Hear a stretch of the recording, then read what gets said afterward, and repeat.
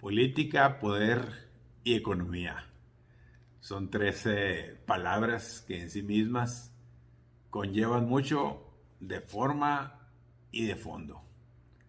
Vamos a empezar por la política del día de hoy, comentando el- la mañanera del día de ayer.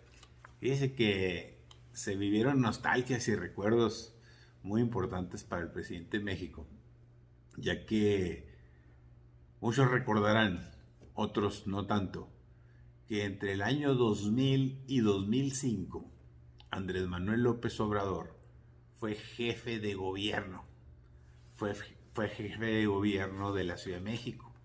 Y ahí es donde instrumentó las mañaneras, en pocas palabras, ya cumplieron 21 años, ya llovió. Y entonces esas mañaneras se llevaban a cabo en la sede de la jefatura de gobierno que está enseguida del Palacio Nacional, el equivalente al Ayuntamiento de la Ciudad de México de hace 1000 años, ¿no? Y que ahora es la sede de la jefatura de gobierno, pero de la Ciudad de México, que ya es el equivalente a un gobierno estatal, a una gubernatura. Pues ahí fue la mañanera. Y obviamente, pues la anfitriona fue hasta ahorita la corcholata favorita del presidente, la Sheinbaum, quien prácticamente cuando llegaron dijeron vamos a recordar viejos tiempos. Y el presidente dijo, vengo a constatar los muy buenos resultados de Claudia, refiriéndose al mini informe que presentó la Sheinbaum de cómo va la Ciudad de México, y que a pesar de que se perdió un poquito más del 50% del electorado que durante 20 años, o sea, desde el año 2000, un poquito antes, tenía el PRD y después Morena, porque son los dos gobiernos que han gobernado la ciudad desde entonces hasta la fecha, después de perder más del 50% del poder, aún así el presidente le da el espaldarazo a la más favorita de sus corcholatas, a la Claudia Sheinbaum, y dice los buenos resultados de Claudia. Y se refiere básicamente a lo que informó que bajaron los índices criminales de los delitos que se cometen en la capital de la República Mexicana, lo cual es muy válido. Sin embargo, la otra corcholata, Marcelo Ebrard, eh, el mismo día,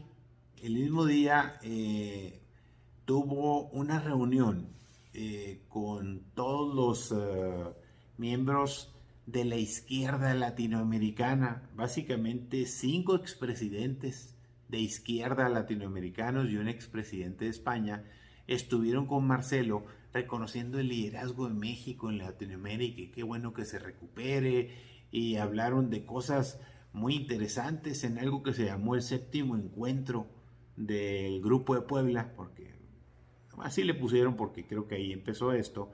Y entonces aquí básicamente Marcelo se está convirtiendo en el líder físico, ya no virtual, el virtual es el presidente López Obrador, de todo un movimiento latinoamericano contra el fracaso neoliberal. Fíjense nomás que a todo dar adoptar los lenguajes que se usan aquí, los están adoptando en otros lados. Entonces ahí estuvieron exgobernantes de izquierda de Ecuador, de España, de Brasil, otros tantos, y qué curioso, ¿no? Plantean que es importante la lucha contra la desigualdad, como si no hubiera desigualdad en Brasil, como si no hubiera desigualdad en Cuba, imagínese, y como si no hubiera desigualdad en Venezuela. Hágame usted el canijo favor. Es increíble, los más jodidos, los más amolados como gobernantes vienen a dar recetas de cocina para criticar a los gobiernos actuales. Ellos ya fueron presidentes, pues no, ya la regaron en su momento, pero pues ahí siguen moviéndose, y ese es de donde está agarrando Marcelo, pues para tener mayores reflectores. Y el presidente de la República en ocasiones, últimamente, se ha puesto un poco radical. Ahora sí, así ya de una manera muy tajante, ahora resulta que todos son conservadores. Ya se perdieron, se fue ahora contra los del CIDE, ya se ha ido contra los de la UNAM, contra los del ITAM, Es decir, todos los que estudian, trabajan o son académicos o científicos, se fue contra los del CONACYT, todos los preparados. Ah, no, ya se derechizaron, ya no son de izquierda. Mi pregunta o la pregunta del pueblo ¿es el presidente de México de izquierda realmente? ¿Es de la auténtica izquierda mexicana? La respuesta es no. Todos sabemos que fue expresidente del PRI de Tabasco, todos sabemos que fue presidente nacional del PRD, sí, partido de izquierda, pero nunca gobernó como de izquierda. Y Morena, pues si usted me dice que es de izquierda, yo tengo mis dudas. Y si usted me da argumentos para decir por qué es de izquierda, pues los escucho con mucha atención, pero no los comparto.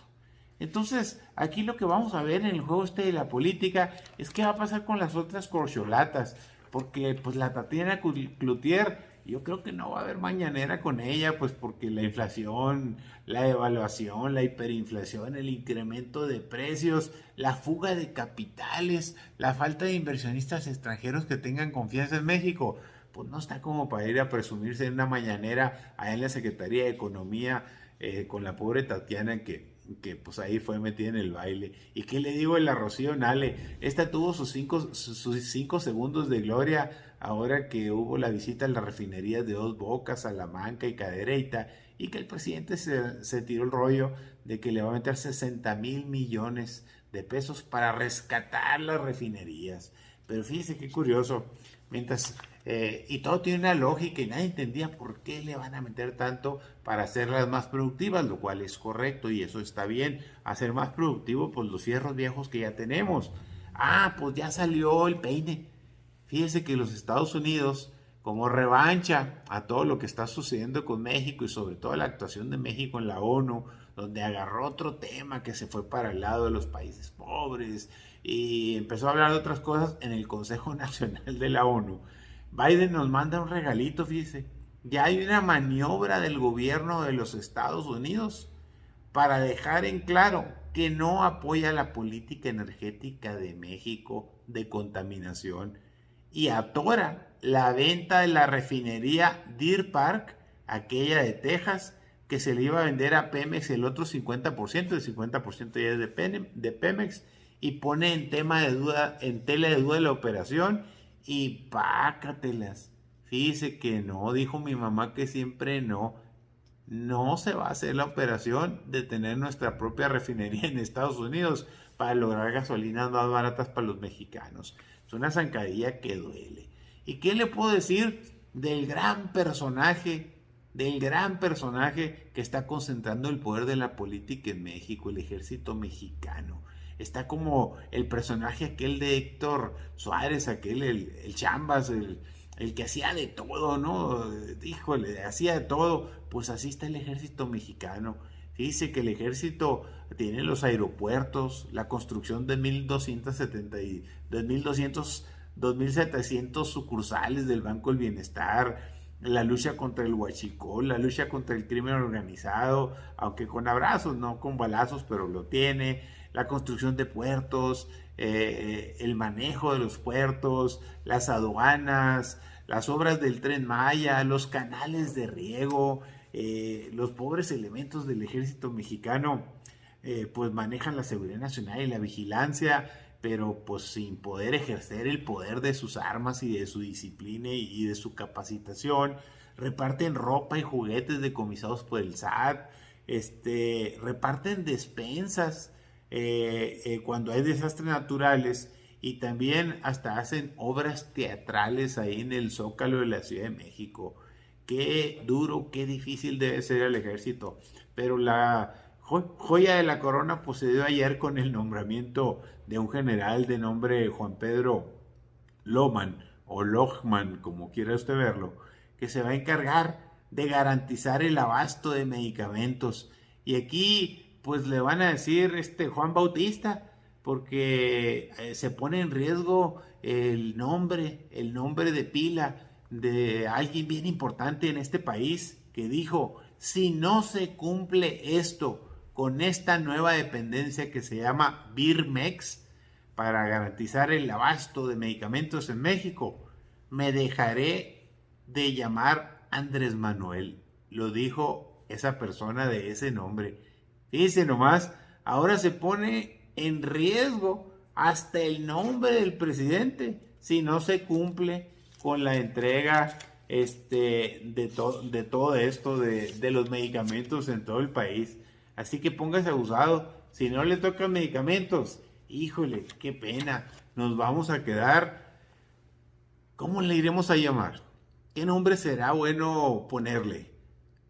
Habría que pensar, porque en un descuido va a tener que haber un bautizo. O, en el mejor de los casos, pues que se siga llamando Andrés Manuel y que haya medicamentos incluidos para los niños del cáncer en todo el país. Pero las aspirinas no son suficientes para eso. Hay que meter de todo un poco para que esto camine. Pues ¿cómo la ve? Con la política, la economía y la concentración de poder. Tan cañones, ¿no? Que tenga bonito día. Gracias por escucharme. Saludos.